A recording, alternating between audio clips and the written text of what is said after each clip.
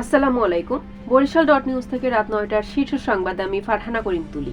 প্রথমে সংবাদ শিরোনাম, পরে বিস্তারিত। বরিশালের অনেক বড় প্রকল্প আলোর মুখ দেখেনি আওয়ামী লীগ সরকারের সময়। ২ সন্তানের গলা কেটে বাবার আত্মহত্যার চেষ্টা।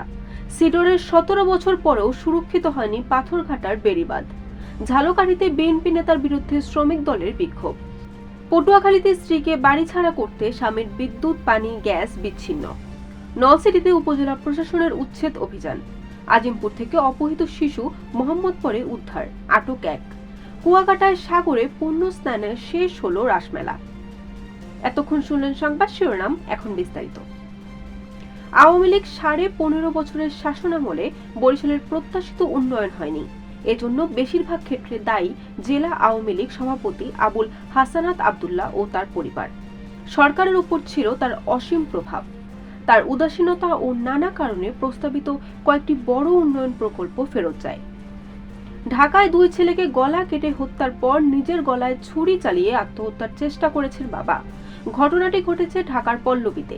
এই ঘটনার পর ঘাতক বাবাকে উদ্ধার করে ঢাকা মেডিকেল কলেজ হাসপাতালে পাঠায় পুলিশ। বরগুনার পাথরঘাটায় তালিকা অনুযায়ী সিডরে ৩৪৯ জনের মৃত্যু হয়েছে এবং ৯২ জন জেলে নিখোঁজ রয়েছে। অথচ আজ ১৭ বছরও সুরক্ষিত হয়নি পাথরঘাটার বেড়িবাঁধগুলো।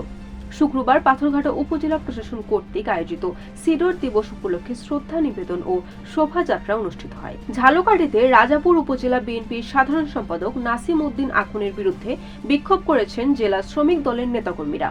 শুক্রবার শহরের কলেজ মোড় এলাকায় তারা এই বিক্ষোভ করেন। পটুয়াখালীতে স্ত্রীকে বাড়ি ছাড়া করতে বিদ্যুৎ, পানি ও গ্যাস লাইন বিচ্ছিন্ন করে দিয়েছেন দুলাল চন্দ্র দেবনাথ নামের এক ব্যক্তি।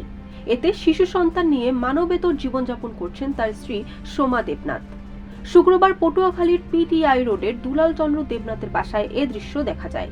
ঝালকাঠির নলছিটিতে সড়কের পাশে গড়ে ওঠা অবৈধ স্থাপনা উচ্ছেদে অভিযান পরিচালনা করেছে উপজেলা প্রশাসন। শনিবার দুপুরে মল্লিকপুর থেকে সূর্যপাশার রাস্তার প্রশস্ততা বাড়াতে এই উচ্ছেদ অভিযান চালানো হয়। রাজধানী আজিমপুর থেকে অপহৃত ৮ মাসের শিশুকে মোহাম্মদপুর থেকে উদ্ধার করেছে র্যাপিড অ্যাকশন ব্যাটালিয়ন। এ ঘটনায় অপহরণকারী এক নারীকে আটক করা হয়েছে। শনিবার সকাল ৮:১৮টায় গণমাধ্যমে পাঠানো খুদে বার্তায় এ তথ্য নিশ্চিত করেছে র্যাব। শনিবার সকালে পুণ্য স্নানের মধ্য দিয়ে শেষ হলো রাসমেলা।